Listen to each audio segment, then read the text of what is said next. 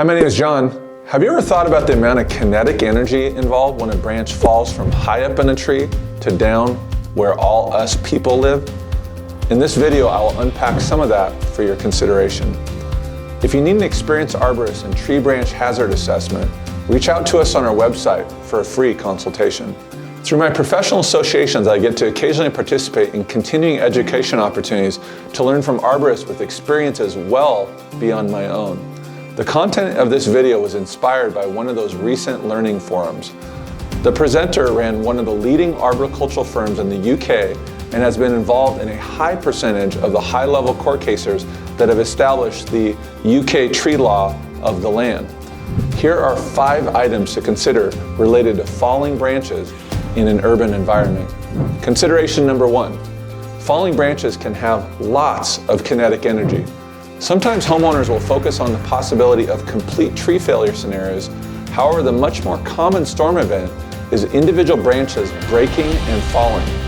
After a noteworthy storm, you can commonly see hundreds or even thousands of fallen branches in a neighborhood. Damages from branch failures are statistically much more common than a large tree failure. A large percentage of arboricultural injuries, damages, and even fatalities involve small branches. It could be a mistake to underestimate the high kinetic energies of falling branches. Consideration number 2, there are similarities between a falling branch and an arrow. Consider an arrow moving at a fast speed through a softer substance such as an apple. There are several similarities between an arrow and a falling branch. A, they move fast. When a branch has fallen more than about 15 feet, it is moving at a very high speed. With the increased speed, the kinetic energy and associated force impact potential of the branch increases at a very rapid rate. B, they come down point first. If you shoot an arrow into the sky, it comes down arrowhead first.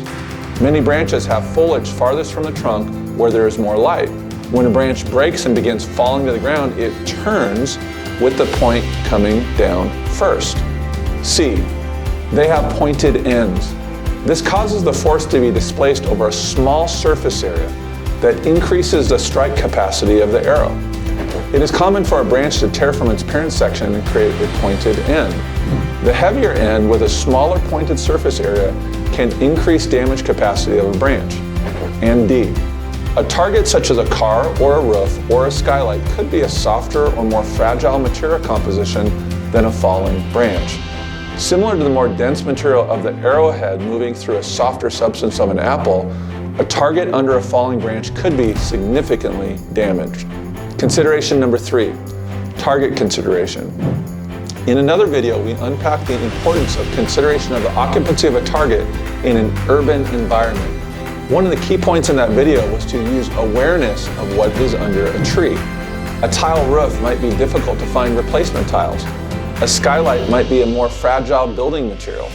A glass railing on a balcony deck could be more likely to be problematic. A car parked routinely under a tree might increase the target occupancy. Consideration number 4, tree species and growth patterns can influence branch failure probability. A Douglas fir tree generally has a more rigid branch than a western red cedar tree does. The rigidity can cause a Douglas fir tree branch to be more prone for branch failure in high winds.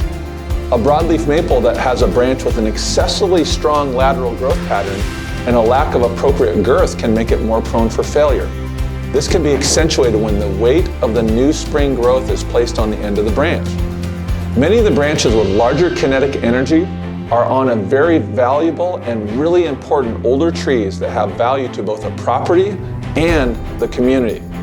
An experienced arborist can help you be aware of branches with a higher than average likelihood of failure. Consideration number 5, pruning for branch end weight reduction could greatly reduce probability of failure. An ancient philosopher once said, "Give me a lever long enough and I'll move the world." A lever arm multiplies force the longer it is. If you take a 20-foot long Douglas fir tree branch and take off 4 to 5 feet off the end, you greatly reduce the multiplied force capacity of the lever arm of the branch. You also reduce the overall load weight, but still retain the highest girth and strongest section of the branch. Reducing the end weight of larger and longer branches prone to failure is a very effective methodology for reducing the likelihood of branch failure. Some other benefits of branch end weight reduction might include increased amount of sunlight, better growing conditions in the understory of a tree, and/or reduced footprint of leaf, needle, or sap drop. If you found the videos helpful, hit the like button. If you're looking for more information on how to care for your trees, subscribe to our channel.